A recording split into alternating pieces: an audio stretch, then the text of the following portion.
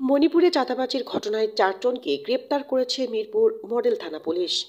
মিরপুরের পশ্চিম মণিপুরে একটি বাসায় চাঁদাবাজির ঘটনায় ৪ জনকে গ্রেপ্তার করেছে ডিএমপির মিরপুর মডেল থানা পুলিশ।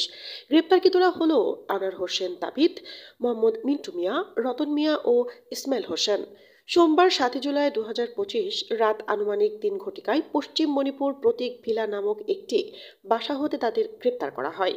মিরপুর মডেল থানা সূত্রে জানা যায়, রোববার ৬ জুলাই রাত আনুমানিক ১০ ঘটিকায় গ্রেপ্তারকৃত ৪ জন সহ অজ্ঞাতনামা ৮-১০ জন পশ্চিম মণিপুরের প্রতীক ভিলা নামক একটি বাসায় হামলা করে। ওই বাসায় বসবাসরতদের জিম্মি করে আওয়ামী লীগের ফ্যাসিস্ট বলে ২০ লক্ষ টাকা চাঁদা দাবি করে। তারা বিভিন্ন উপায়ে তাদেরকে ৫ লক্ষ টাকা প্রদান করে। ঘটনা চলাকালীন রাত আনুমানিক ৩ ঘটিকার সময় পুলিশ ও র্যাবের উপস্থিতি টের পেয়ে হামলাকারীরা পালানোর চেষ্টা করলে পুলিশ ঘটনাস্থল হতে ৪ জনকে গ্রেপ্তার করে।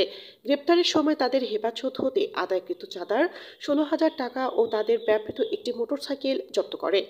এ ঘটনায় গ্রেপ্তারকৃত ও পলাতকদের বিরুদ্ধে মিরপুর মডেল থানায় একটি নিয়মিত মামলা রুজু করা হয়েছে। গ্রেপ্তারকৃতদের বিরুদ্ধে আইনগত ব্যবস্থা গ্রহণ প্রক্রিয়াধীন ও পলাতকদের গ্রেপ্তারের অভিযান অব্যাহত রয়েছে।